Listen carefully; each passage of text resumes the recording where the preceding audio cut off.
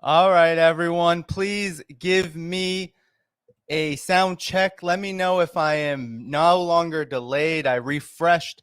Let me know. All right, so give this stream a like. I want to get started.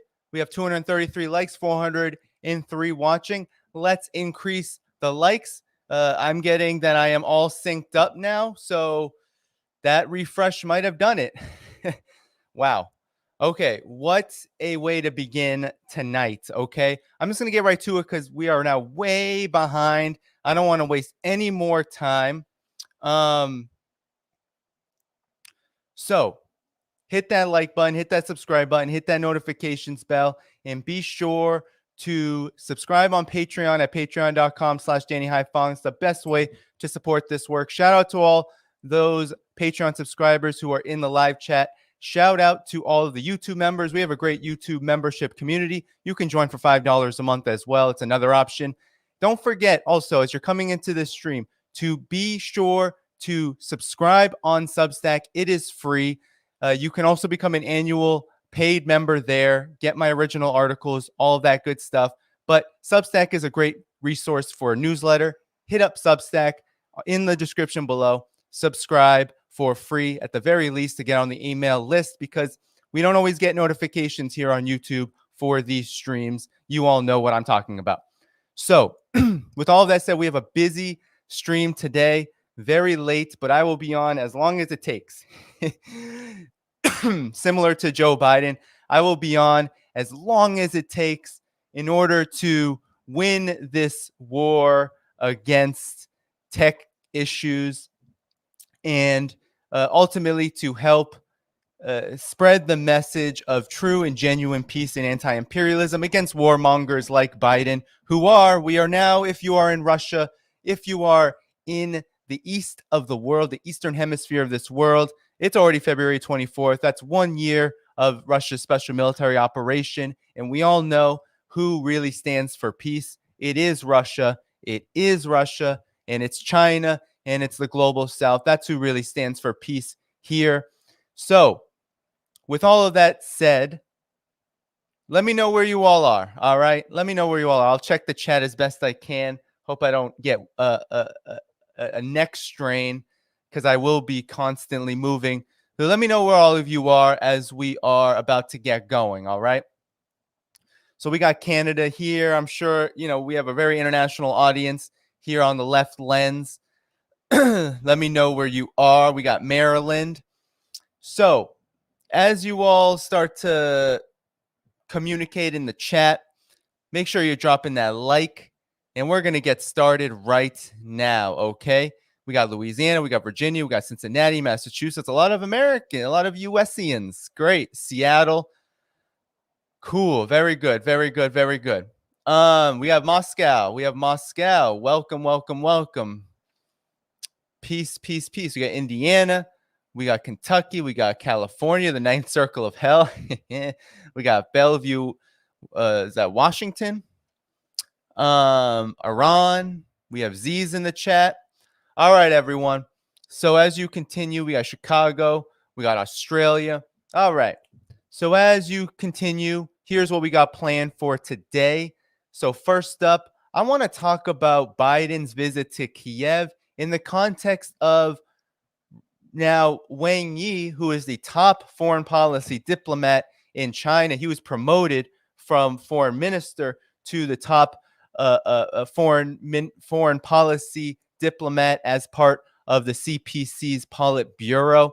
He has recently visited Moscow to meet with Sergei Lavrov. And I'm going to talk about that in the context of Biden's visit to Kiev. And it's been a very busy week in geopolitics, as you all know. All right, a very busy week. So we have a lot to cover here today. And so we're going to get first into that. Then we're going to cover Vladimir Putin's speech to an extent. It's a very long speech. I won't be able to go over even a large portion of it, but I did take some highlights that I want to just review with you. And then I want to go over what is the big news, which is the gauntlet that Vladimir Putin laid down during this speech, which is that Russia is not withdrawing, mind you, suspending its participation in the START treaty, in the START treaty with the United States. So that's huge news. And it's gotten a flurry of reactions around the world. Of course, condemnations from the collective West, and also some, of course, uh, uh, uh, you know, reactions from China and from the global South talking about the reality of the situation and why this is all occurring. So we're going to go over that. And then we're going to go over the last story, hopefully we can get to, which is the latest news that the United States is now going to quadruple its troop presence in Taiwan. That's reported by the Wall Street Journal. We will hopefully get to that at the end of the stream. But with that said, let's get started, okay, everyone? Let's get started. So, all right, it's been a busy week. So last weekend, you had the Munich Security Conference. You had world leaders from all across the globe come together. You had, of course, the entire collective West, NATO stand. You had the United States attend. Antony Blinken was in attendance. Secretary of State, top chief neocon at this point in a lot of ways. Then you, of course, had China and the rest of the major powers in the global South, the emerging economies also attend. And you had something very interesting happen where, of course, the whole Munich Security Conference was taken up by the Ukraine proxy war. Unsurprising, right? It is the big momentous occasion happening on the world stage. It is this monumental war that has changed so much of the political, economic, and military landscape. But you also had the United States essentially attack China many times, right? Over what it was saying, the United States, NATO. You had Antony Blinken start this rumor saying that China was going to send arms to Russia. So now there was this rumor, as the battlefield looks pretty grim for Ukraine, as the weapons don't seem to be coming fast enough for Ukraine. They're nowhere where they were last year at this time, right? They don't even have half, a third of what they had 1 year ago to even participate in this war, in this conflict. So things are not looking good with Ukraine. And even the Western media is saying things are frozen, quote unquote, meaning that Russia is winning. And we've covered that over and over and over again. So nonetheless, you had the United States accusing China of thinking about giving weapons or lethal aid to Russia to help its special military operation in Ukraine. Then you had on President's Day, Joe Biden visiting, right? Joe Biden visited Kiev on President's Day. And I'm going to pull up a tweet here by the Associated Press. I'm not going to play the whole thing, but of course, this whole trip was propagandized, awash in propaganda. Joe Biden is so brave. It's a historic visit. Meanwhile, of course, Joe Biden was neglecting working class people in East Palestine, Ohio, which had just, actually, this had happened a week and a half before. But over the last few weeks, East Palestine, Ohio has been poisoned by a train derailment, several over the last 6 months. I think there's been, 4 over the last 6 months in the United States alone. But in East Palestine, Ohio, you have people poisoned, essentially. Their water, their air is absolutely destroyed because of the chemical fumes from this freight train that went off rail. And so Joe Biden decided, instead of going there and talking to working class people in Ohio, he decided on President's Day to participate in some political theater and go to Ukraine, in Kiev, which is now Kyiv, because of course we have to erase any kind of Russian pronunciation of anything. So it has to be Kyiv, as the Western Ukrainians and the Ukrainian nationalists call it. But here you have the Associated Press. I'm not even going to play this to save time. But nonetheless, it was so historic. He was so brave. Can you believe he went into a war zone? That's what the entire Western media said. And then you even had the White House correspondent of the Associated Press say, actually, he notified Russia. The Biden administration notified Russia. That's why he was able to get to Ukraine. Russia had understood. It was basically with Putin's permission. So tell me how brave that is. But nonetheless, the reason why I bring this up is because as the United States was leveling these accusations, right? As the United States was leveling these accusations, China was coming up with its own response. So it was accused. China was being accused by the United States, still is being accused of supposedly thinking about sending lethal aid to Russia, right? And as this is all happening, the new foreign minister of China, Wang Wenbin, had something to say. And here's what he had to say. There's a few things I want to go over, but here's the earliest one. This is on President's Day. Wang Wenbin. So Wang Wenbin is a new foreign minister of China. This was February 20th, 2020 at his regular press conference. And I just want to read how he responded to Bloomberg magazine. And so Bloomberg asks him, okay, and let me see if I can zoom in a little, if that helps. No, actually, it's pretty zoomed. And it might actually be cut off a little bit. So let me just keep it here. But Bloomberg asked two questions. The first is Secretary of State Antony Blinken said that the U.S. has information that China is considering whether to supply Russia weapons and ammunition for the invasion of Ukraine. The U.S. says it already has evidence of Chinese companies sending non-lethal support to Russia, but now they may send lethal support as well. Blinken told CBS in an interview. Does the foreign ministry have any comments on this? And the second question is whether the foreign ministry is going to provide any more details for the Ukraine peace plan proposed. So at the Munich Security Conference, it was announced by China that they are going to release today, in China at least, February 24th. I wish it was released before this stream, but nonetheless, here we are. But China was going to release a paper, a document outlining a peace plan for the Ukraine proxy war. And so that's what Bloomberg is referring to here. But here's what Wang Binbin had to say, because this is absolutely egregious that the United States thinks it has the gall to try to call out China on something that the United States was doing last year and has done throughout this conflict, which is send literal lethal aid, read weaponry, military equipment. The United States has been doing that since the beginning. So it's absolutely ridiculous that the United States now is trying to pull out its China card to gain some kind of credibility in this conflict, when in fact its weaponry has been responsible for arming NAZI's literal fascists in Ukraine to slaughter Donbass civilians, to slaughter Russian-speaking civilians in that area. That's what has been happening, not since even 2022, but since 2014, when the United States damn near created Ukraine's military. Because even these Ukrainian nationalist think tankers, right, these folks that are so addicted to this narrative that Ukraine is some kind of democracy, they will admit. Look at Paul Massaro, that Azov-loving, I don't even know what he is. He's some kind of CIA agent. Just look at his tweet. He will say in his Substack, go to there and he'll say, oh, actually, the Ukrainian army was only like 2,000 people in 2014. Now it was hundreds of thousands. How did that happen? Well, the U.S. started funneling logistical support, ammunition, artillery, weaponry, as well as helping Ukraine organize this military. And a lot of it was with the help of very energized nationalists, Ukrainian nationalists that hearken from the OUN, the Organization of Ukrainian Nationalists. But here we go.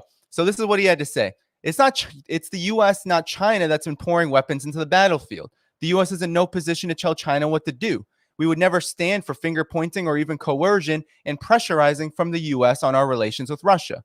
On the Ukraine issue, China's position boils down to supporting talks for peace. The international community is fully aware who is calling for dialogue and striving for peace and who is fanning the flames and stoking confrontation. We urge the U.S. to seriously consider and reflect on the role it has played, do something to help de-escalate the situation and promote peace talks, and stop deflecting the blame and spreading disinformation. China will continue to stay firm on the side of peace and dialogue and play a constructive role in easing the situation. So, in a sense, he said, stop your finger pointing, U.S. But then he said something even stronger, okay? So Wang Wenbin said something even stronger, and this is all leading into the big trip that I want to talk about. So Wang Wenbin had this to say. Actually, it was today all right, he came out with a strong statement, a strong rebuke, because he keeps getting these questions. China keeps getting these questions. Are you going to arm Russia? Are you going to send out this peace plan? Right? There's all of this China skepticism. Surprise, surprise, right? The collective West is trying to stoke tensions. It's trying to deflect blame onto China now in this conflict. When now we're at this 1-year anniversary and you have Joe Biden hugging up on Vladimir Zelensky, and we're supposed to believe that China's the problem here when the United States has not once engaged in good faith dialogue with Russia throughout this whole conflict. So here's what Wang Wenbin had to say when once again questioned on this issue. 美方口口声声要维护和平，实际上却大发战争财。美国的军工企业从乌克兰战场赚得盆满钵满，良心何在？美方曾在阿富汗推行要战斗到最后一个阿富汗人的政策，难道今天还要让乌克兰战斗到最后一个乌克兰人吗？ So there you go. Wang Wenbin had that to say. He said, the United States fought to the last Afghan in Afghanistan. Is it doing the same in Ukraine? Well, the answer is yes.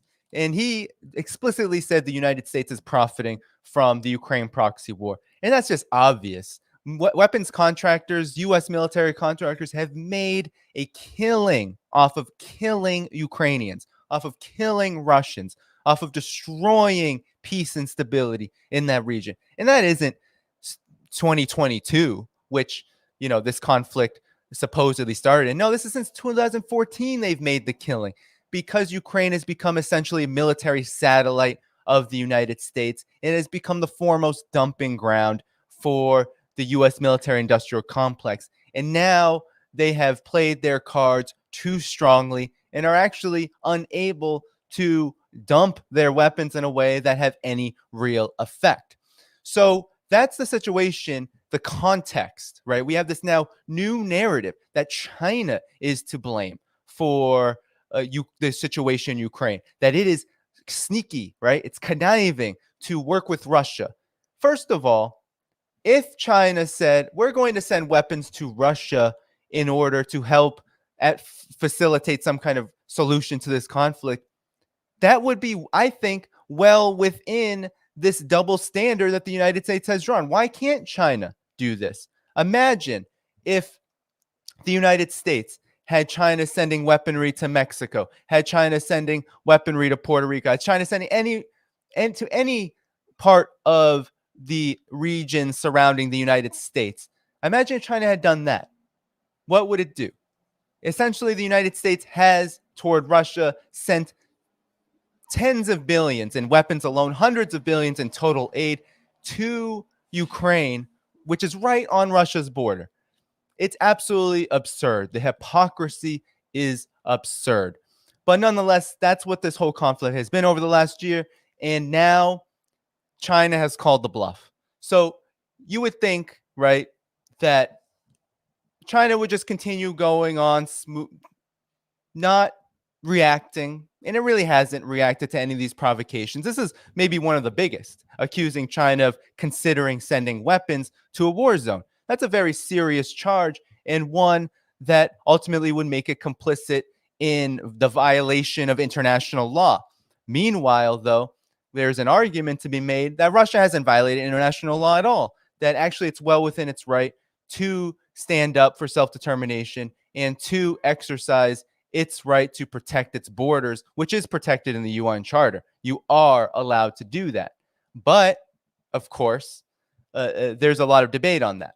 Nonetheless, we have to get to the meat and potatoes of the situation, which is that after Biden visited Kiev, it was announced pretty, without much time in between. It was announced that Wang Yi, who is now the top foreign policy diplomat, he is one of the top members of China's Politburo, the Communist Party of China's Politburo, that he was going to visit Moscow right as Joe Biden was getting back from his trip from Ukraine. So now you see the landscape here, right? China is visiting Russia, right, where you have the two top foreign policy diplomats Sergei Lavrov and Wang Yi from the respective countries meeting, and you have Joe Biden hugging and getting photo opportunities and talking about symbolic victories by going to Ukraine. You see where this is going. So essentially, this is a message, right? China is sending a message saying, we know who our friends are, and we're going to continue to build, no matter how much you try to hype that Russia's the aggressor, it's a threat, that it's violating anything. No, China is going to continue on setting an example. And that's what it did here through this visit. And this visit is pretty big because it is leading up to what will be in the spring, likely, a meeting in Moscow between Xi Jinping and Vladimir Putin. And also you have maybe today, tomorrow, February 24, 2023, you have the pending speech and document coming from Xi Jinping talking about what China is proposing in terms of peace in Ukraine. Okay, so this is big. And so the Duran folks had a reaction to this I want to play, all right, because I think we can get into some of the significance of this, and they do a good job summarizing it. And so let's, I'm going to go to Rockfin, actually. Hello, Rockfin community, by the way. So I'm going to play this video. I'm only going to play like 5-10 minutes of it, okay?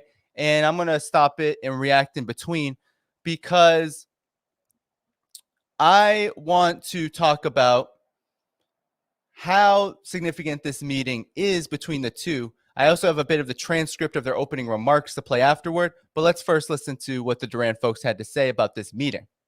All right, Alexander, let's talk about China and Russia, because just the other day, a couple of days ago, we had this hysteria from Secretary of State Blinken, from the U.S. ambassador to the United Nations. She gave an interview to CNN, and both of them were talking about China crossing their red lines and perhaps providing lethal ammunition to Russia, and how that would lead to devastating consequences for China. And China gave its response to the U.S. Warnings, and we now have Wang Yi in Moscow meeting with Lavrov, isn't it? I believe Absolutely. He's going to be meeting with Lavrov. So that's kind of that's an interesting response from China, you know. Well, it is. We're off to Moscow. See you later. See you later. Well, it is. Well, before you get started, actually, I just want to say that it is interesting to note that, yeah, they were talking about red lines, not just Antony Blinken, but you had Jens Stoltenberg. You had essentially the entire collective with Josep Borrell, the EU foreign policy chief, saying this is the red line. China better not cross it. How ridiculous it is for these forces, for this imperial albatross, this collective West, to talk about to China about red lines, when the United States and NATO continue to cross every single red line that Russia draws and says, no, this is about our sovereignty. The United States and NATO says, we don't care. When has they ever cared? How many wars has the United States and NATO waged that have respected sovereignty? None. They've just continuously violated it all around the world. So it's just blatant hypocrisy. Let's continue. Well, I'm going to say a few things about this. First of all, it's interesting that the United States, which denies that everybody else has a right to red lines, insists that others must comply with its own. You remember way back in 2021, Putin was saying, look, we got our red lines in Ukraine, which you need to respect. And of course, the United States said, no, we're not interested in your red lines. But apparently the United States is willing to impose red lines and has red lines. And it's talking to China about what those red lines are. And I have to say, I found the whole thing a bit hysterical, given that the United States is happy to ship arms to all sorts of countries that are engaged in all kinds of conflicts, from Ukraine to the Saudis to, well, you name it. And, apparently China is not able or allowed to ship arms to its closest friend, which is, of course, Russia. Not that China is shipping arms to Russia, nor, so far as we know, that Russia has asked China for arms. But it is a fact that the economic links between these two countries are burgeoning. China is rapidly becoming Russia's biggest trade partner, overtaking the EU collectively. China is also a major importer of Russian oil, equal with India, by the way. So the economic side is developing fast. They've clearly got a close strategic relationship ongoing. And of course, Wang Yi, who's no longer China's foreign minister, he's actually been promoted. He's now a member of the Chinese Politburo, in other words, the key decision-making body in China, not its standing committee, but the Politburo nonetheless, and is clearly the man who's in overall charge of foreign and security policy in China. Anyway, he's off to Moscow, where he's going to meet his dear friend, Sergei Lavrov. That's how they refer to each other. And the rumor is that he's going to meet Putin as well. And if you remember, there was all this talk a few days ago about Chinese peace plan for Ukraine. Well, you know, I've now seen all the various transcripts that the Chinese Foreign Ministry, readouts the Chinese Foreign Ministry has provided. It seems, well, Wang Yi has said that they will provide a position paper about Ukraine, but it's going to simply repeat points. He makes it clear that China has always made that, you know, that there should be a cessation of the fighting. So before I continue, I just want to say that I think that's exactly correct. Some people may view that as, being a little skeptical of China. I don't think any kind of peace plan or process coming from China, especially publicly, would insinuate that Russia or Ukraine needs to do what China says. That would be essentially out of character for China's foreign policy, which is all about non-interference. So I don't think that's what China, Xi Jinping, or anything we'll talk about. Anyone from China's top political bodies will be talking about, Wang Yi or anybody.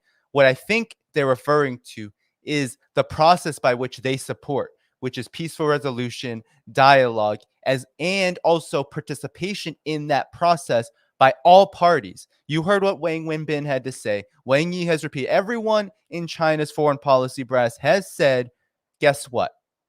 The United States and NATO have a role to play in this conflict. They need to come to the table. They need to reflect on their role. They need to acknowledge what role they've played and how destructive it has been. And that is just facts. And so I agree here that, you know, I don't see this as being skeptical of what China is about to put out. I think it's kind of how China operates. They operate with respect to self-determination, sovereignty. They're not going to be telling Russia what to do. They're going to be outlining a peace process that they would support. There should be negotiations, that there should be a cessation of weapons supplies to Ukraine, because that's prolonging the war. He says that the West, by prolonging the war, is fighting it to the last Ukrainian, that is clearly obstructing peace moves in Ukraine. So he's clearly signaling all of this. And of course, his point was that this is the position that China has been adopting right through the entire history of the conflict. It's not a peace plan. He wants the two sides to return to the negotiations that they were conducting last March. And this position paper will be part of a much bigger position paper that China is going to publish, setting out China's entire views about the whole direction of international relations. So that's what he's doing. Now, remember, the neocons, part of the neocon plan is weaken Russia so that you isolate China. What they're actually achieving is that they're drawing China and Russia closer together. And that's what Wang Yi's visit to Moscow is all about. And if you see all the commentaries about it in the Chinese media, that's what they're saying. So before we get to the next segment of this, I mean, that is true. Now, Alex Christopher is going to say, and you'll hear him say something that I also want to stress, is that, of course, Russia and China had great relations before February 2022, February 24, 2022. But all that has transpired afterward, of course, would necessitate Russia and China becoming closer because they're going through the same experience and process. Russia being the most sanctioned country in the world now, Russia being militarily encircled, Russia being provoked, Russia being propagandized against all across the collective West, Russia being the target of all facets of warfare from NATO and the United States. That's what's happening to China in a different it may look a little different because NATO is just kind of jumping on the anti-China bandwagon officially and explicitly. But of course, the United States has been doing the same thing toward China. It's had to look a little different, though, because China and Russia are not the same. And still, China isn't caught up in a provocation to the scale of what has happened with Ukraine, although it could very well be in Taiwan. So, of course, there are those parallels as well. But we have to understand that the reason why they have gotten closer together is because of this external threat, a real legitimate threat from the US, from NATO, from the collective West. But they also have these mutual interests. They're countries that border each other. They're countries that have a history, unfortunately, of some divisions, Soviet split historically, but they have a lot in common. They're not the same economic model. They're not the same political system, but they have a lot in common in terms of what they want to see in the world.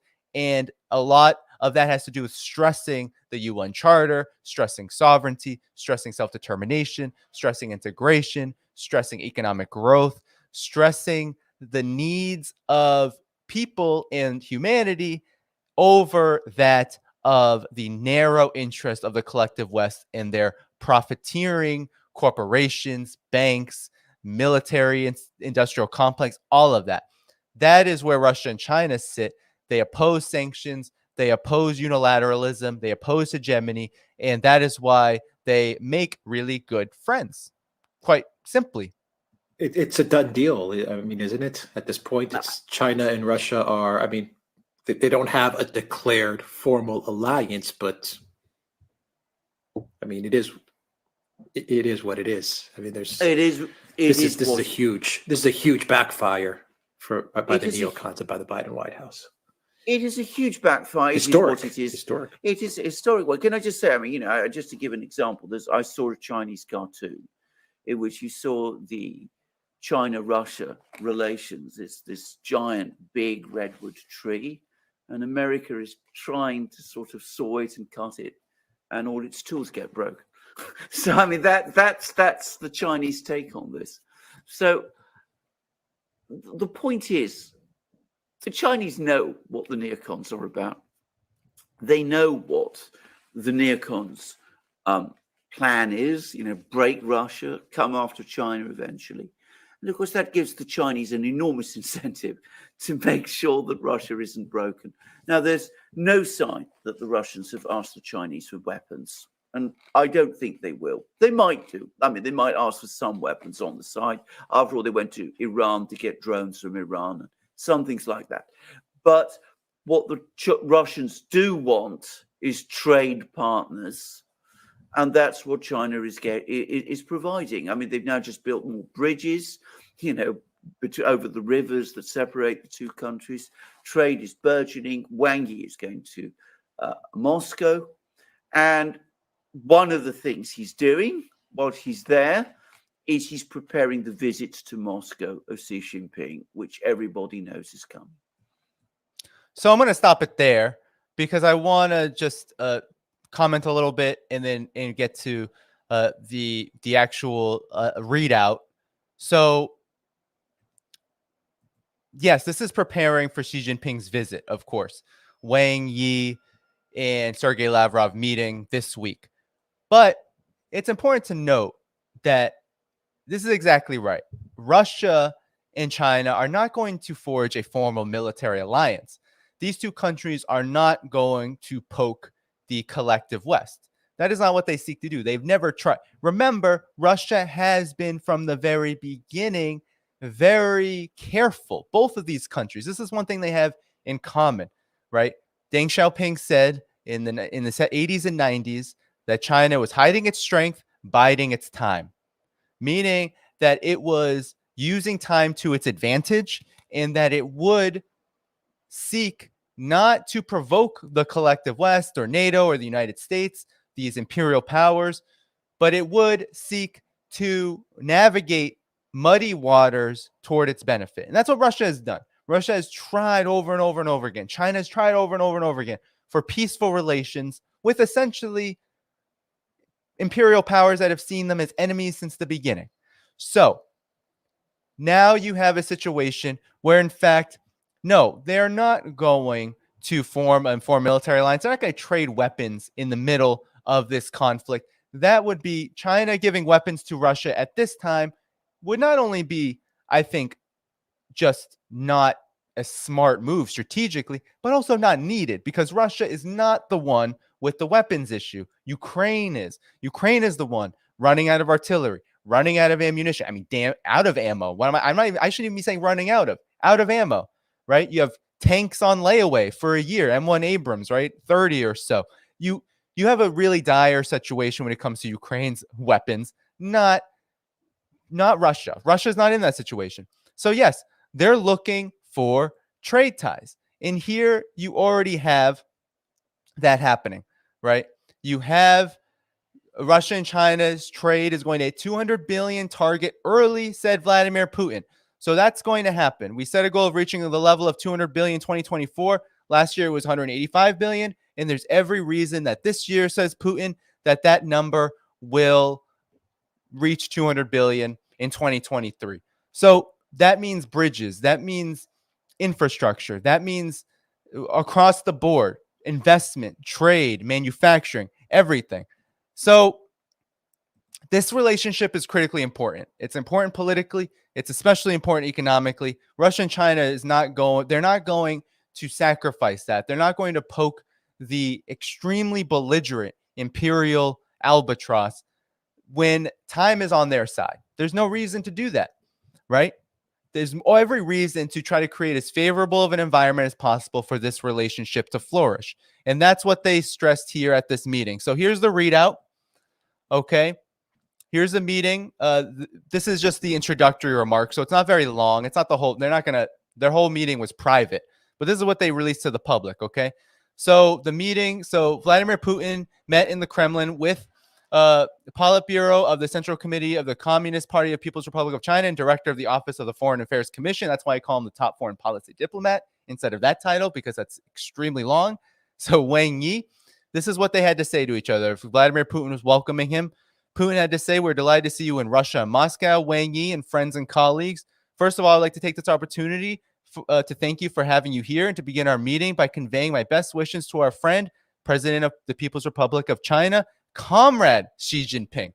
So that's pretty deep.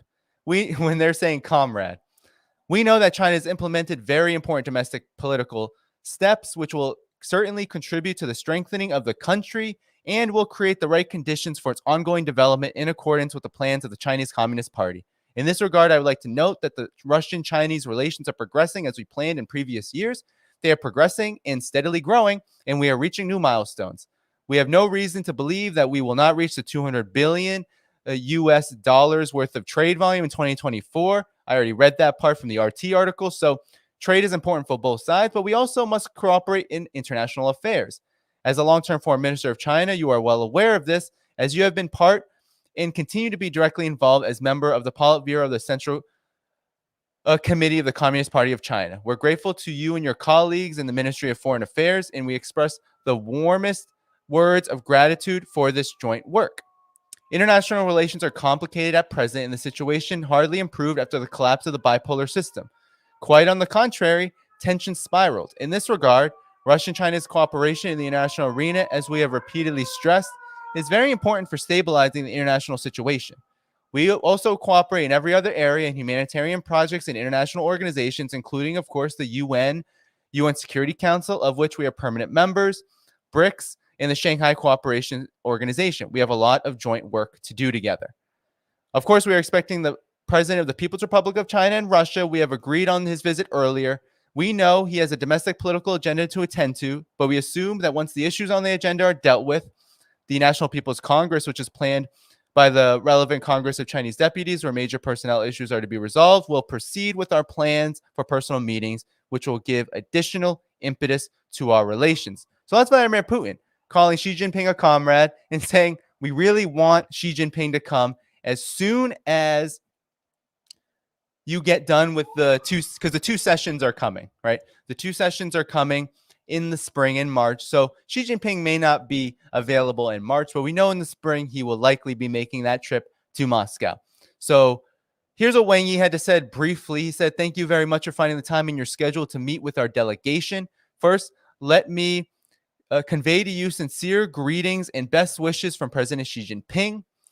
At the end of 22, he met with you via video conference to comprehensively sum up achievements in our relations, and which outlined a wide scale for the continued development of our relations. I attended that meeting as well. You said that the Russian side invited Wang Yi to visit Russia as soon as possible, so I visited Russia as scheduled in order to comprehensively implement agreements of our leaders so as to achieve great results across various fields. And so they're emphasizing relations are never directed against third countries and, of course, are not subject to pressure from third parties. We have strong economic, political, and cultural foundations.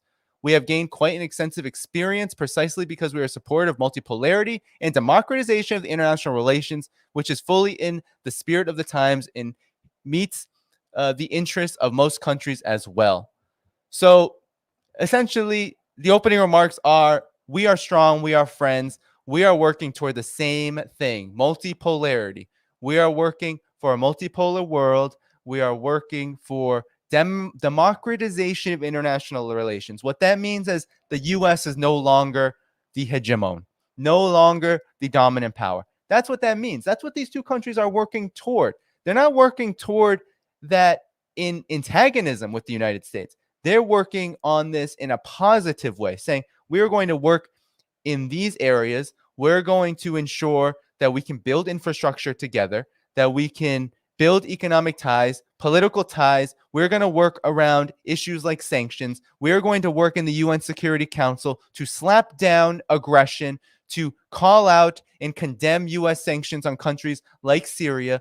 We're going to help Syria rebuild from an earthquake. Unlike starving them, which is the United States is doing, starving Syria, we're going to send aid to Syria. We're going to cooperate in all fields, whether it's public health, whether it's infrastructure, whether it's diplomacy, all fields. We're going to strengthen these ties because we are rising powers. We are emerging powers. We have the right, and we have a vision that is far superior to that of the United States, to that of NATO, to that of the unipolar hegemonic worldview carried by the collective West.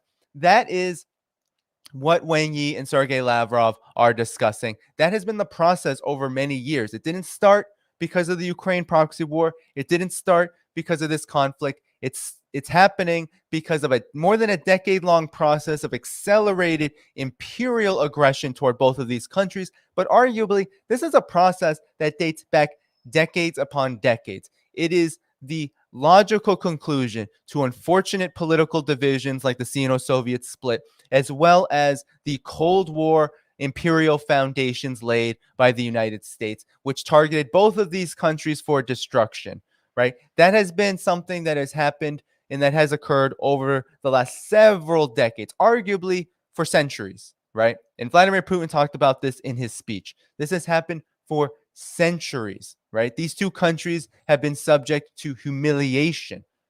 No more. These two countries are not going to take it anymore. That's the significance of this visit. That's the significance of China standing up to these calls about red lines. That's the significance of this moment now. This is a multipolar moment, and China and Russia are leading it. So buckle up and get ready, because it is accelerating, and it's going to accelerate very quickly in the next year. That is a guarantee. So everyone, we're going to move on to the next story because tech issues had us falling behind. So we have 983 viewers. We have 616 likes. Like that, if we can get 750 likes in the next 5-10 minutes, we can keep this 1,000 viewer threshold for the rest of the stream. I think 750, 800, but we should get close to this 1-to-1. Of course, right? You saw the tech issues happening. I need a new mic stand now. Please do hit up patreon.com/DannyDhaiphong. Help support this work. I got some labor to pay very soon once this tax situation is resolved. I have a very complicated tax situation. So please do support this work. You can do so on Patreon. That's the best place, but you can become a member on YouTube. Substack is a great place as well. You can hit up one-time options, leave a tip on Rockfin if you're watching on the Rockfin community, and you can also leave super chats and all that good stuff. All right, everyone. Next topic. So I wanted to go over Vladimir Putin's historic speech. Another historic speech. I shouldn't call them all historic, but I consider this one historic. So Vladimir Putin, he gave his State of the Union address, right? You heard Biden's State of the Union address, very unimpressive, where he's kind of going off the rails and yelling about Xi Jinping. And he's not very impressive of a speaker, Joe Biden. Right? He's got some problems, all right? He's got some issues, but the main issue here is politically. And so Joe Biden's State of the Union was fluff. It really was all about campaigning. Vladimir Putin's speech, on the other hand, went through so many important points. Let me pull up this speech, okay? And then we're going to get in the gauntlet that he dropped in the speech. We're not going to go over text by text, all right? So this is the speech. This was given the day after Biden went to Kiev, all right? And so just to summarize, Vladimir Putin here lays out so many things. First, he's going over the historical basis for the conflict in Ukraine. And I'm not going to read this word for word. I'm just going to pull out some quotes. And forgive me now that my setup is a little different. I don't really have access to my keyboard at the moment. So, but I did pull out some quotes from this. And in this speech, he talks about the duplicity of the West. And he talks about this historically, that this isn't new, that the United States has been treating Russia like this for decades upon decades. And this is how they treated Russia during the Cold War. And he says, now they are admitting this policy publicly and openly, and they feel no shame about it. They seem to be proud and even reveling in their own perfidy, while calling the Minsk agreements in Normandy format a diplomatic show and a bluff. It turns out all this time, while Donbass was ablaze, while blood was being spilled, and while Russia sincerely made every effort to achieve a peaceful resolution, I want to emphasize sincerely, they gambled on people's lives and in effect were playing with marked cards, as they say in certain circles. Let me reiterate that they were the ones who started this war, while we used force and are using force to stop the war. So that's the basis of this war. And he goes over, right? He goes over the shelling, the constant shelling, the Kiev regime's hatred of the people of the Donbass. This context that you never hear in the Western corporate media, that they were hatching, the collective West, a plan behind their backs, behind Russia's backs, as they were talking about Minsk Accords.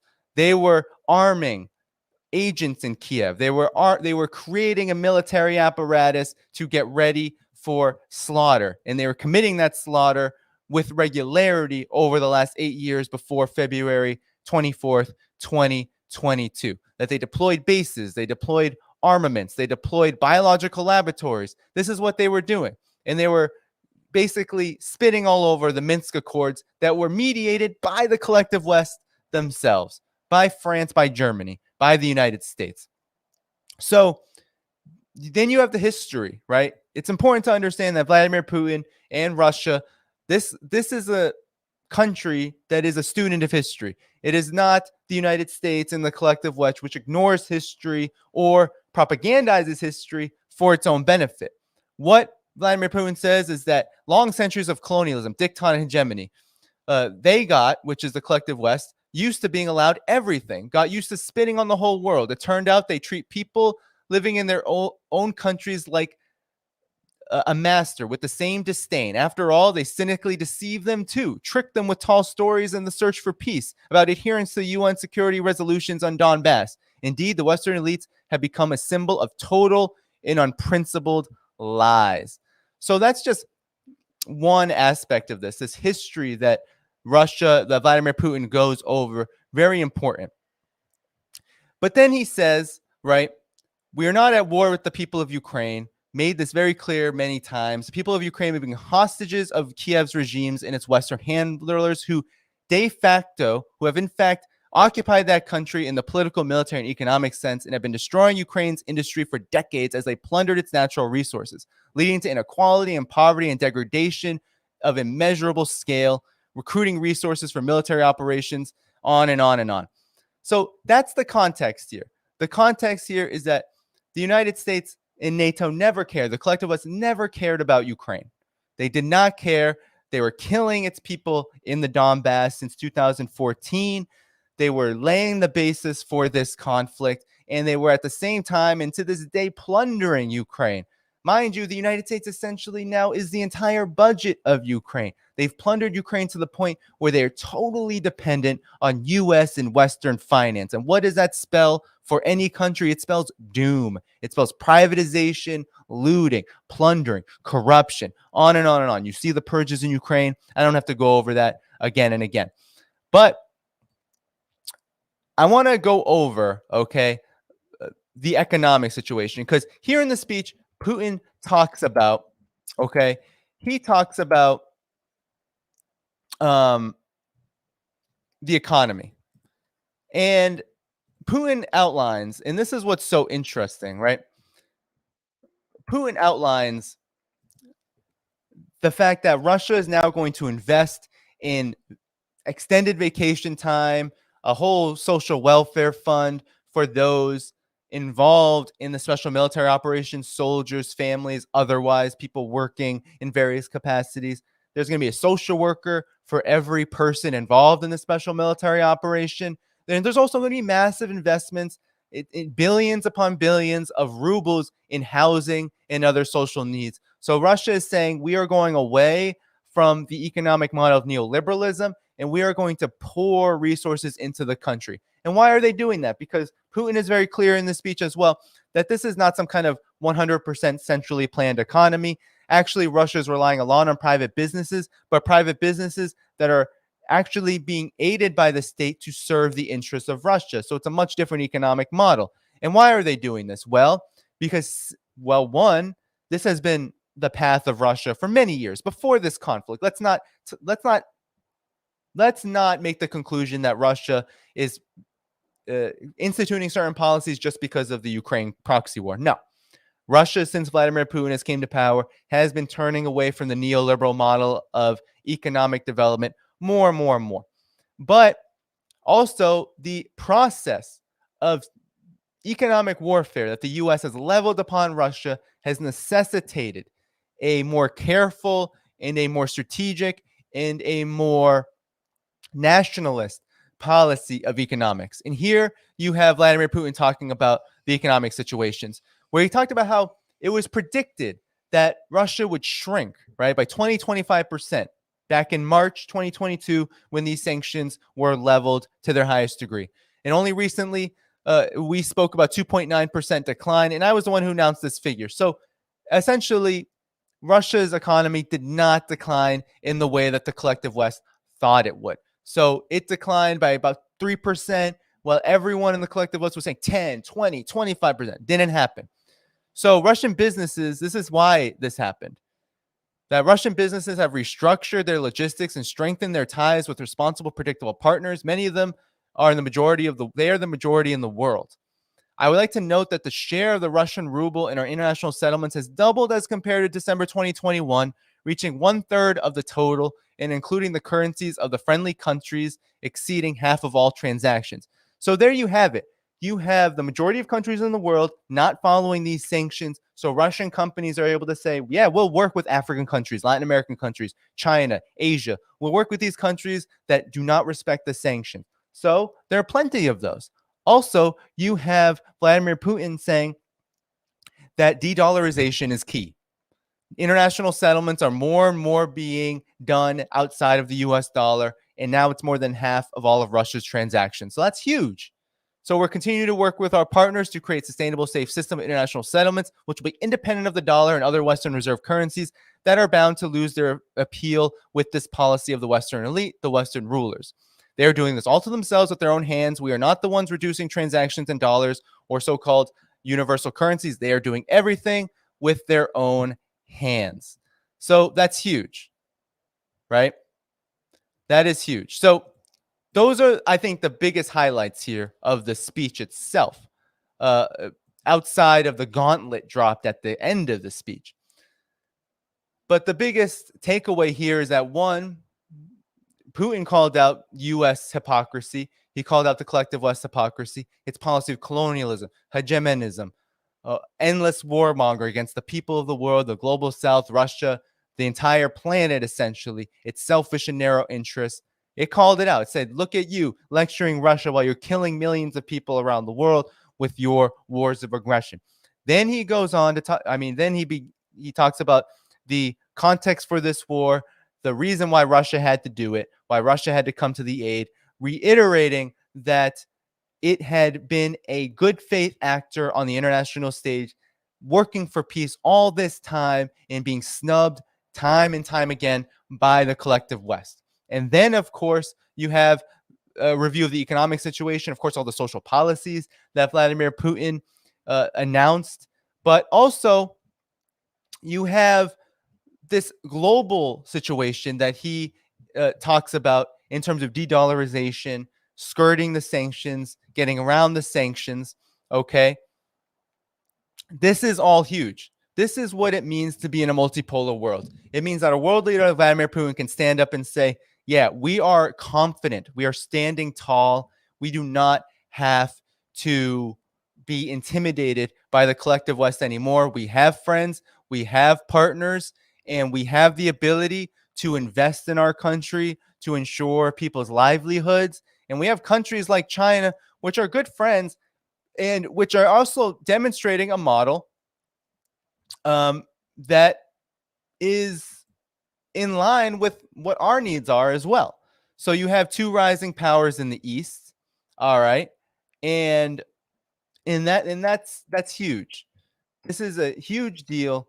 Vladimir Putin, once again, just completely and utterly, if you read these speeches, and now you have to read these speeches understanding Russia's political situation. There's some things in here that in the collective West may offend when it comes to LGBTQ and these kind of issues. Mind you, Russia has a different political situation, also has an experience of external interference when it comes to these issues. So you don't have to agree with him personally. Whatever you want to advocate, he even says, whatever you want to do, if it's okay to not agree with what he thinks about that issue, but to understand that there's reasons politically why he is bringing it up in the first place. But I want to talk about the real crux of the matter here, and that is the one more issue, he says, the gauntlet. Russia has suspended its participation in the START treaty. So, of course, this is an old post-Cold War treaty. It was started right after the Soviet Union fell. The United States and Russia negotiated this. It's all about disarmament. It's all about reducing nuclear warheads and various nuclear arms. Of course, there's a lot of exceptions to this. It hasn't necessarily been followed because, of course, the arms race never really ended. But nonetheless, the United States has set up a situation where Russia felt compelled to rip up this last, or at least suspend. I won't say rip up, because it's the United States that's ripped up treaty after treaty after treaty, from the INF to several others.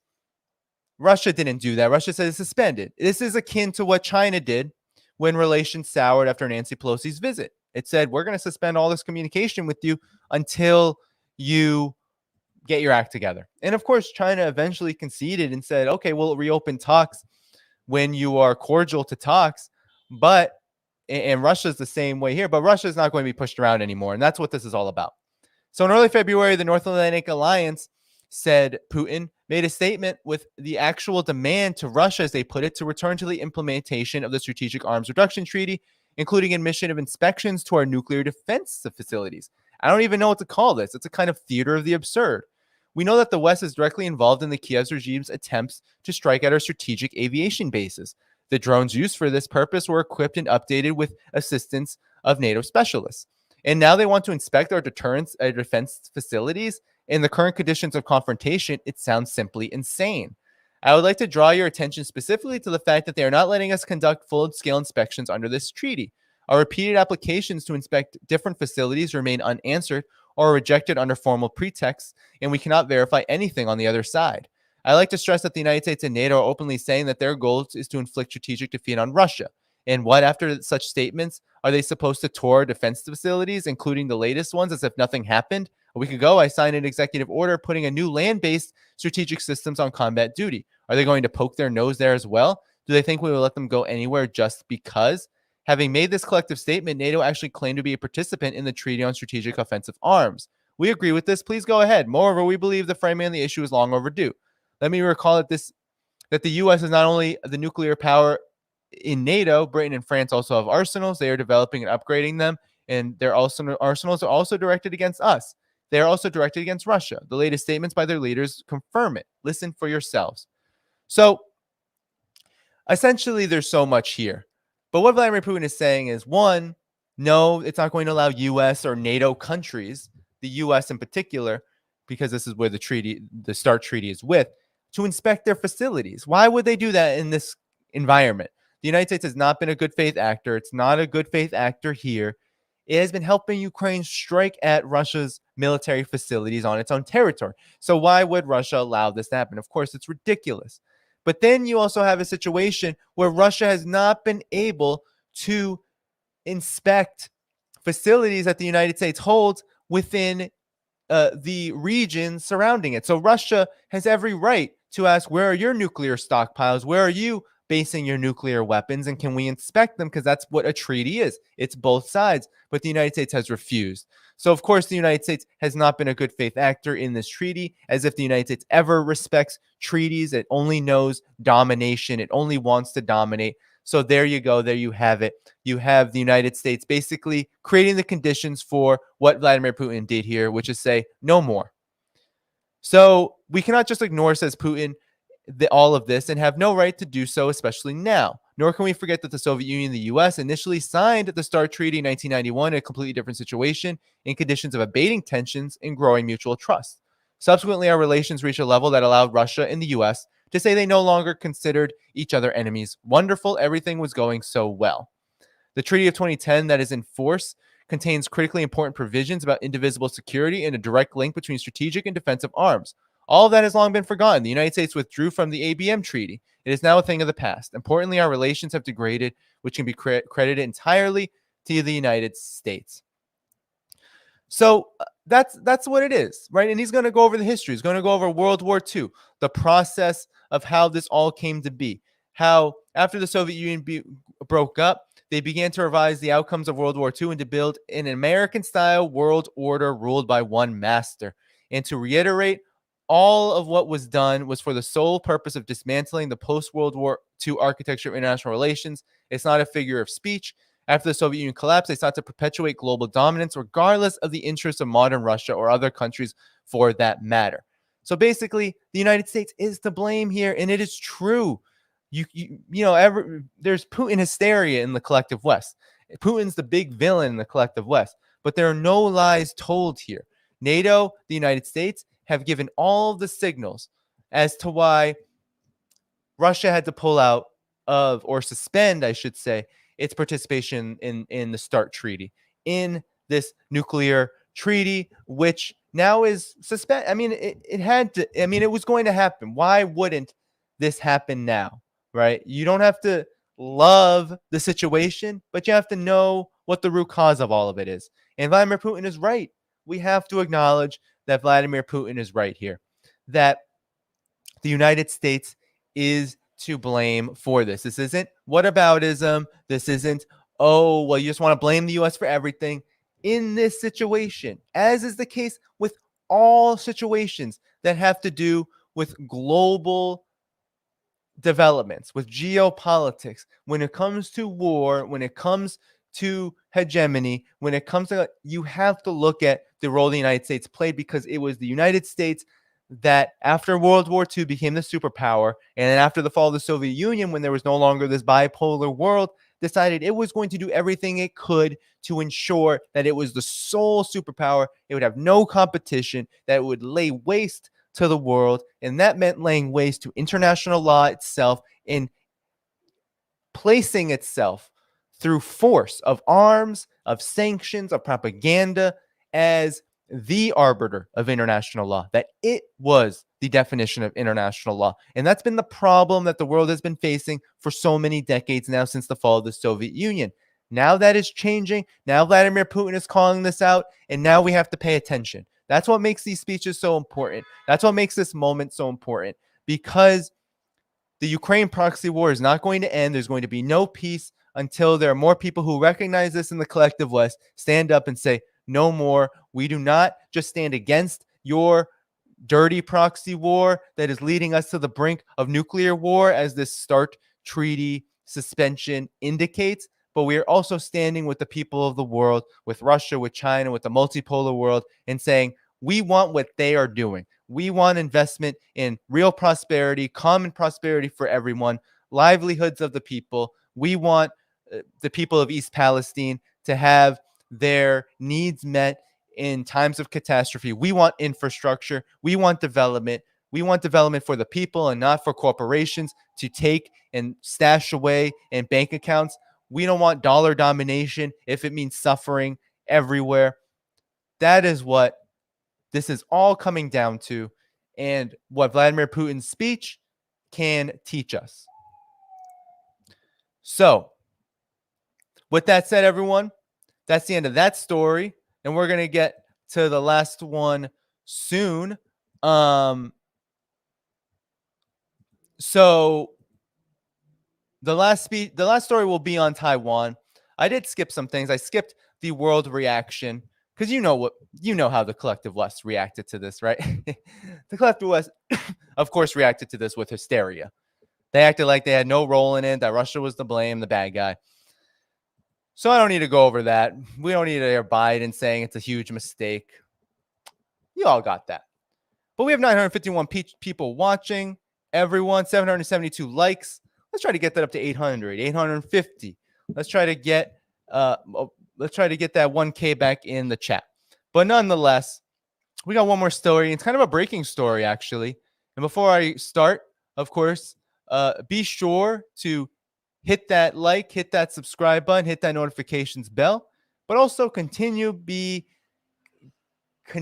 becoming. I am not on my game today because the tech issues really threw me off. So apologies. But consider donating, supporting this channel, going to patreon.com/DannyHaiFong, becoming an annual member. There you can suggest guests. You can do all sorts of good things like submit questions to guests. You can also get a free PDF copy of my book. There's so many things that you can get on Patreon. Becoming a member there, link in the description. You can also be a member on YouTube, have a great YouTube community, $4.99 per month.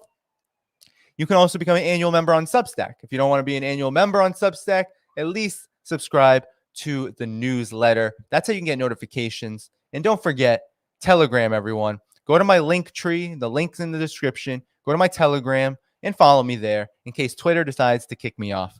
But without further ado, let's get to this final story, shall we? So the final story is, well, let's be honest here, okay?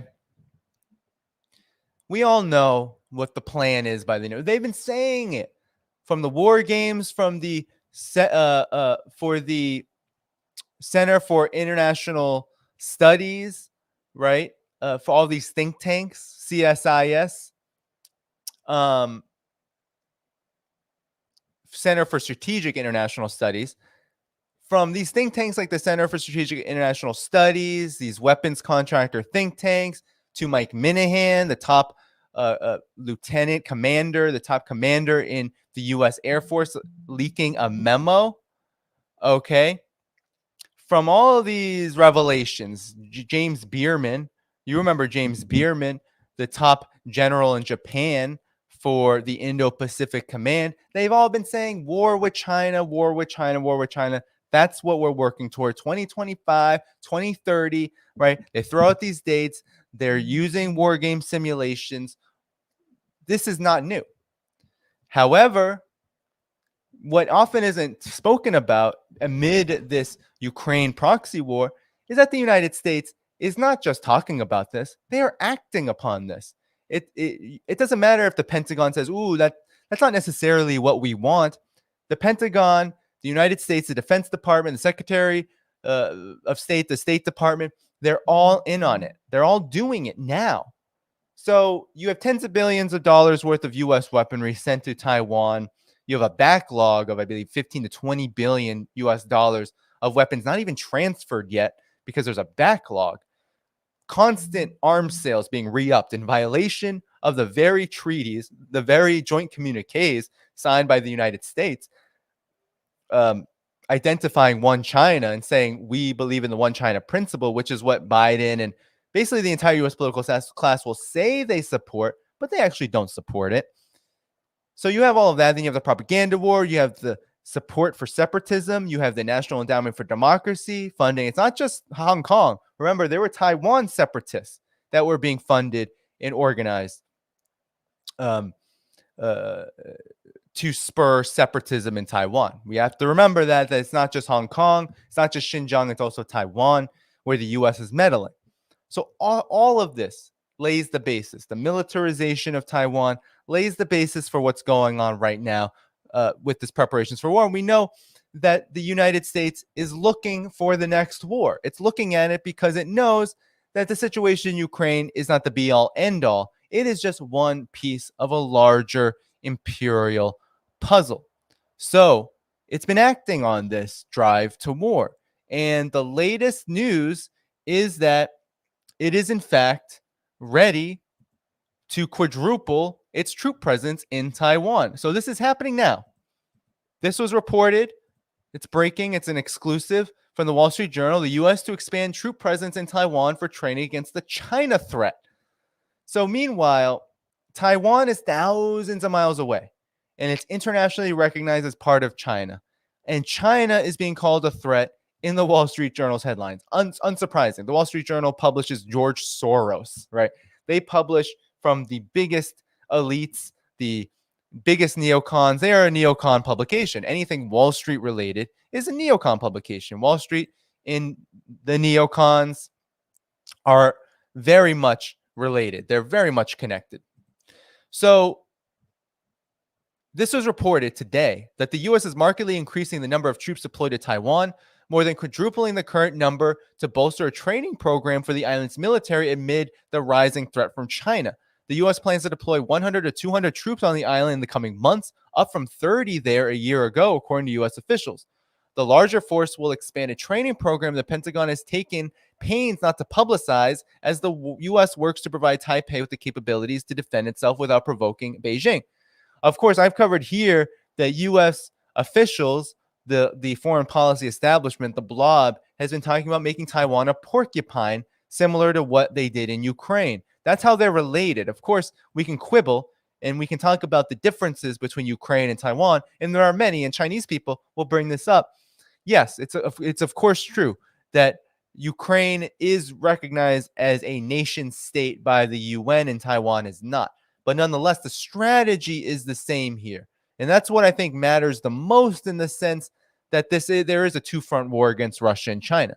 So the number of American troops, which has included special operations forces and U.S. Marines, has fluctuated by a handful during the past few years, according to Defense Department data. The planned increase would be the largest deployment of forces in decades by the U.S. on Taiwan, as the two draw closer to counter China's growing military power. Beyond training on Taiwan, the Michigan National Guard is also training a contingent of Taiwanese military, including during annual exercises with multiple countries at Camp Grayling in northern Michigan, according to people familiar with the training. Imagine this.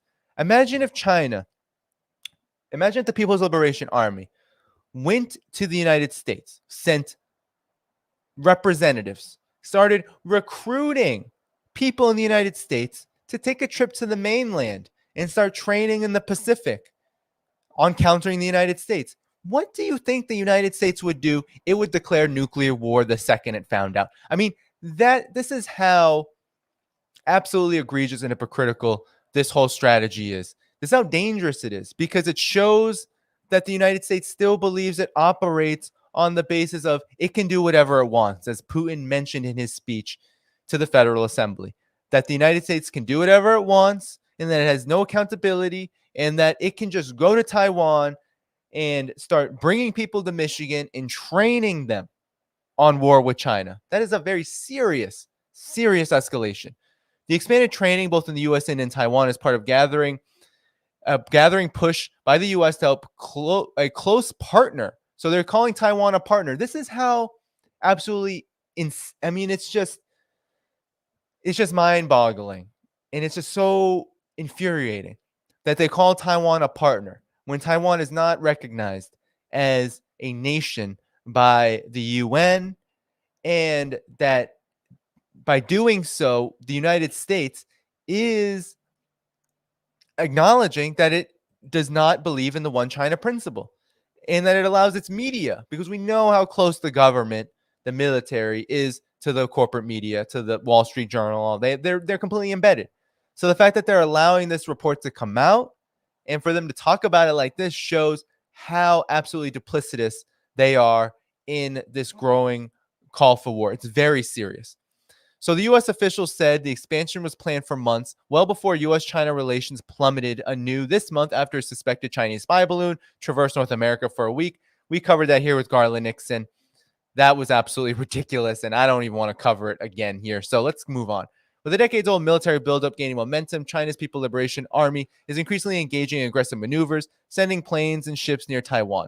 Following Russia's full-on invasion of Ukraine last year, the Pentagon has redoubled efforts to get Taiwan to adopt what some military specialists called a porcupine strategy. Didn't I just say? The porcupine strategy. Focusing on tactics and weapon systems that would make the island harder to assault. The additional troops will be tasked with training Taiwan forces not only in U.S. weapon systems, but on military maneuvers to protect against a Chinese offensive, a potential Chinese offensive, the U.S. officials said. Officials declined to provide other details about the deployment, which hasn't been previously reported. Beijing has been unnerved by... So, again, they're trying to be mum about it while leaking. This is what they always do. This is what the collective West, the U.S., what they always do. They leak it out slowly, but they don't want to give information. Basically, they want someone to know. They want the elite to know what they're doing because really they don't talk to us, right? Never think that the Wall Street Journal is talking to the public, talking to you and me. It's not talking to the collective West, the people there. No. Afterthoughts. Look at East Palestine. Look at what's happening to Europe's working class. Look at what's happening to Africa, Asia, Latin. Look at what's happening to the people suffering. They're not talking to us. They're talking to the elites. They're talking to those who benefit from war. They're talking to the warmongers, the neocons. This is who the Wall Street Journal is communicating with. And what they're saying is they want you to know that something is up, that they're actually moving forward with their plans. That's exactly what all this is. Just if you start looking at Western media in that lens, Western mainstream media, then you will be a lot less disappointed, but also I think be able to critically look at this information. So Beijing has been unnerved by the U.S. and Taiwan's greater coordination, accusing Washington of undermining previous commitments to maintain unofficial relations with Taipei. 100% true.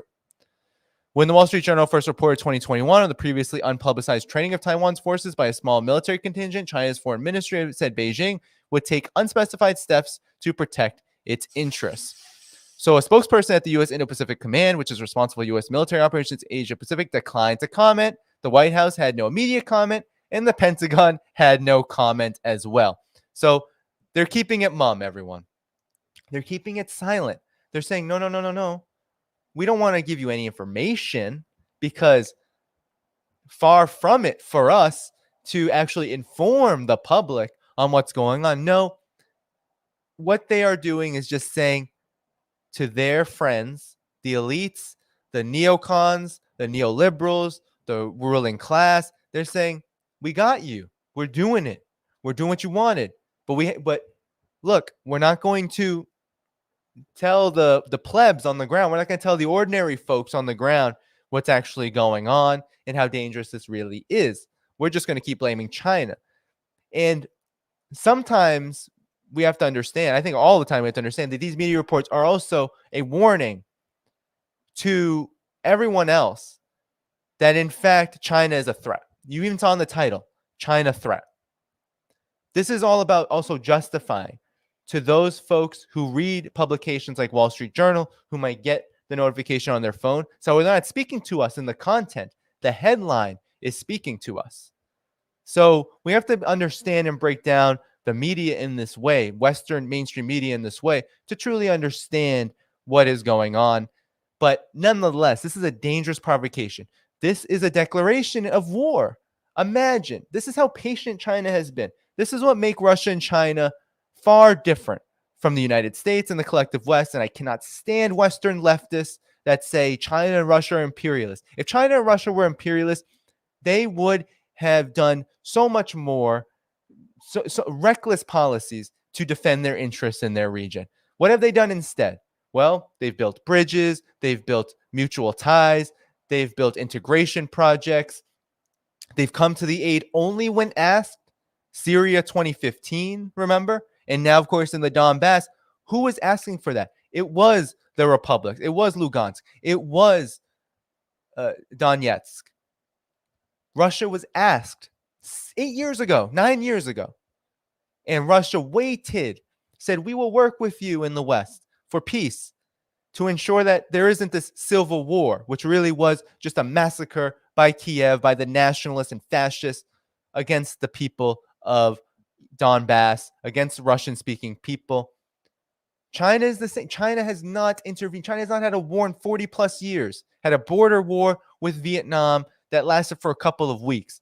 But in reality, China hasn't participated in a war since the Korean War, when it was asked by the Koreans to intervene in the north, starting with the battle at the Yalu River, 200,000 slain Chinese to U.S. forces, to U.S.-backed forces in Korea. That was the last time that China legitimately participated in a war that wasn't a 2-week border conflict, which wasn't insignificant. But nonetheless, we have to understand there's a big difference between what happened in 2 weeks between Vietnam and China and what's happening in Ukraine and what the U.S. has done all around the world. Far different. So the fact that we're being told that China is a threat, while the U.S. is announcing a tripling, a quadrupling of its troop presence, just goes to show how important propaganda is to this war machine, to this two-front war against Russia and China. So we have to take this seriously. We have to understand that as the Ukraine proxy war enters its second year, at least Russia's special military operation enters its second year, we have to understand that China is not just next, China is now. So that's where I would quibble with language like China's next. Because yes, Taiwan hasn't entered a full-on Ukraine proxy war situation just yet. But we have to understand China is now. Russia is now. The world is now. The collective West has a vision for the world. And that is to be dominated by the U.S., to be a vassal of the U.S., and to ensure that U.S. elites are on top and that the vassals get whatever patronage they can get, no matter how undignified it may be, at the expense of everyone else. And so this is the point where I think unity can be forged. This is where I think unity came globally. Because while conditions are different wherever you may go, right? Syria has 90% of the population living in poverty. China is an emerging economy, rising economy, living standards are raising. Russia has this dance it has to do with sanctions, but lives are improving. But much of the world is suffering right now. And living standards in the collective West are declining mightily. So where unity can happen is where people in the collective West stop seeing themselves as reflections of their elite, as reflections of the neocons, reflection of these warmongers, and rather reflections of the rest of the world, which is going through usually much worse than what they've had to endure.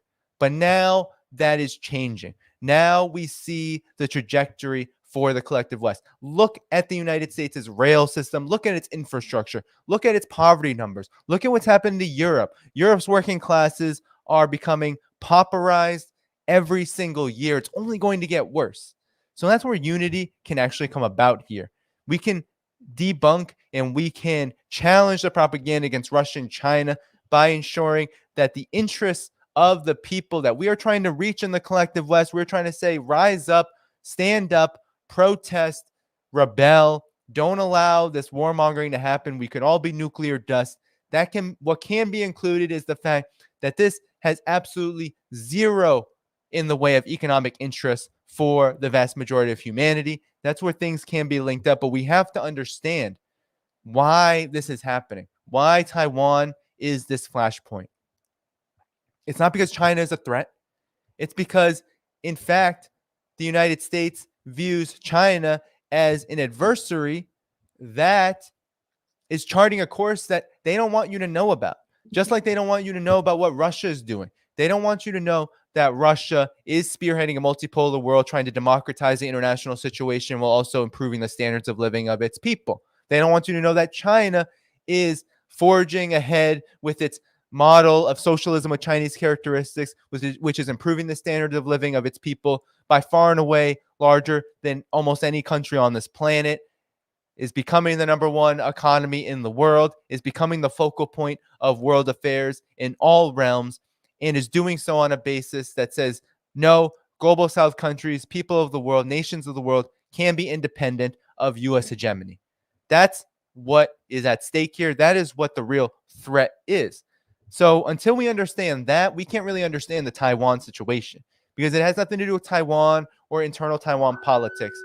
The United States has, for decades and decades, saw Taiwan as its unsinkable aircraft carrier in order to wage a dirty war on China and get rid of the model that it sees as a threat to its interests.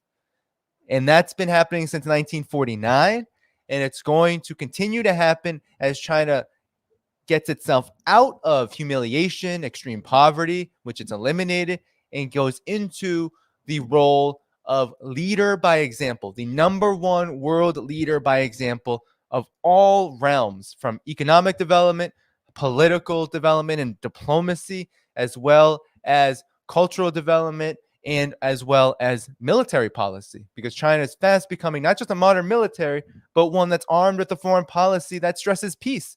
And what bigger threat to the collective West in the United States than a country that has a modern military, a modernized economy that also emphasizes peace? There really is no bigger threat to the collective West. That's why this is happening. And that's why we need to take this very seriously, because it is on that foundation and on that basis where we can expect this to only continue. All right, everyone. So after a very stressful beginning of this stream, we have 899 likes, 876 watching. Thank you so much. Stressful beginning, but nonetheless, I hope that this was a worthwhile stream for all of you. I certainly enjoyed it. I'm going to get toward the end here. I'm going to do some shout outs, some announcements. I don't have actually much to announce. Hold on, let me charge this. I got to charge this.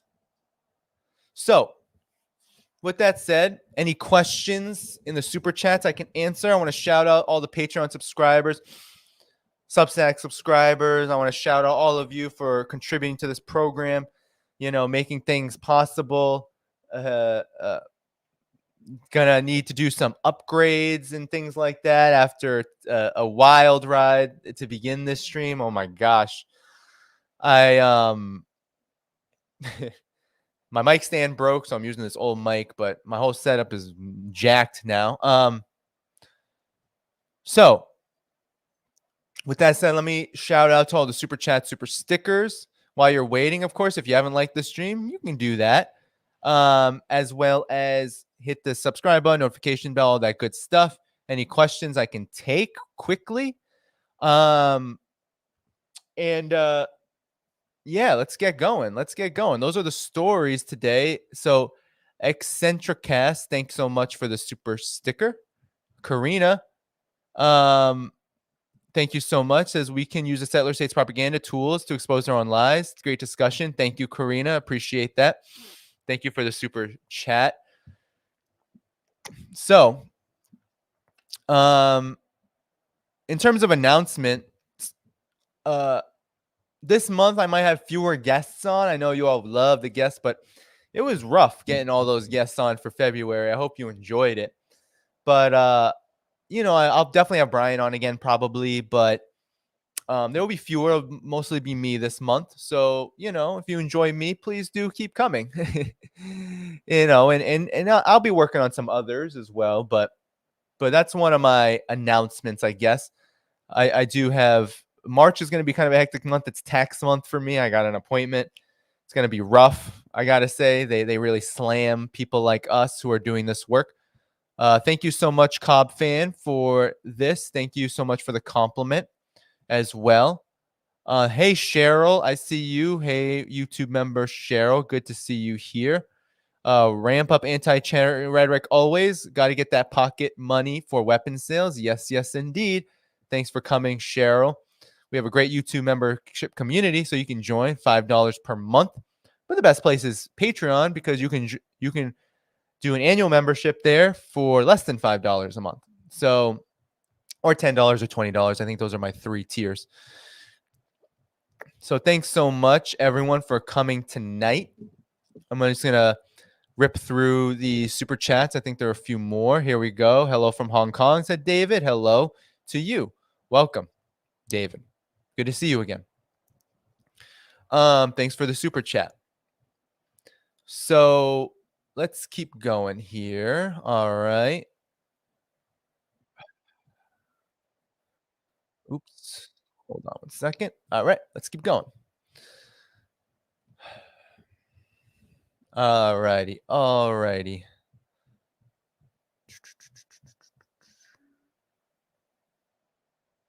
Standing alone, I know you're a big supporter of me. Have I discussed the report from China? I have not discussed the report from China, U.S. hegemony and its perils.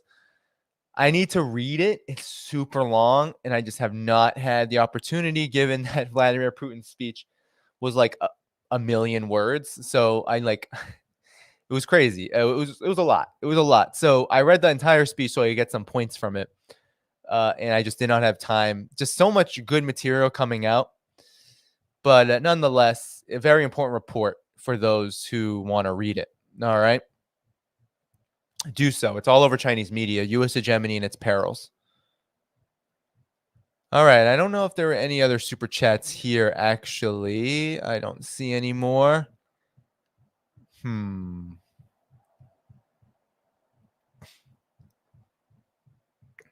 No. No, we're at the beginning now. Okay. We're in the 2-hour mark now. Anyway, wow, what a stream. Sometimes, now I got to get going on buying a new mic stand before the next one. I probably won't be back on stream until Tuesday night. So it'll be a little bit of a time in between. I'm going to start taking Saturdays off. I've been clipping essentially almost every day that I'm not streaming. No more. I cannot do that anymore. So I'm trying to find some limits here. So I'll be posting clips most days other than Saturday, and I might add another day in there as well. But I won't be back on stream until Tuesday, okay? Tuesday the 28th. And there may be a special guest for that one. Not sure yet. But nonetheless, all right. Nonetheless, we are, we're going to keep moving forward. So with that said, everyone, the wild ride today, mic stand broke, and then the mic had this thing stuck in it that connects to the mic stand. It was ridiculous. So I'm going to, for everyone, a lot of people say, oh man, theme song so long, blah, blah, blah. I'm going to put a timestamp. I always do. Remember that. Always put a timestamp at the end of the video so people can just start where it actually begins. Then I had the lag. That happens sometimes. StreamYard can be trash, so had the lag. But nonetheless, we got through it. I think we got a lot done. Thank you for the compliments saying I look great. Hey, Toto says no one should support me. Wow, that's sad. I hope you're sarcastic.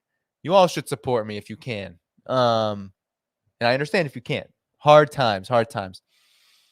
But nonetheless, good night, everybody. As you're leaving, consider not just dropping a like, but subscribing on Patreon at patreon.com/DannyDhaiphong. Best place to support my work.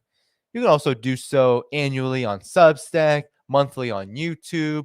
You can find all those links in the description. Go to my link tree, hit that join button if you want to be a YouTube member, all that good stuff.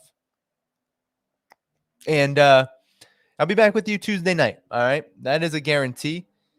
Make sure that you're hitting the notifications bell, subscribing on Substack to the newsletter. Can't stress that enough. so you get notifications, because I want to see all of you back. If you are able to come to these streams. All right. All right, everyone. I am out of here. Take care. Good night, and bye-bye.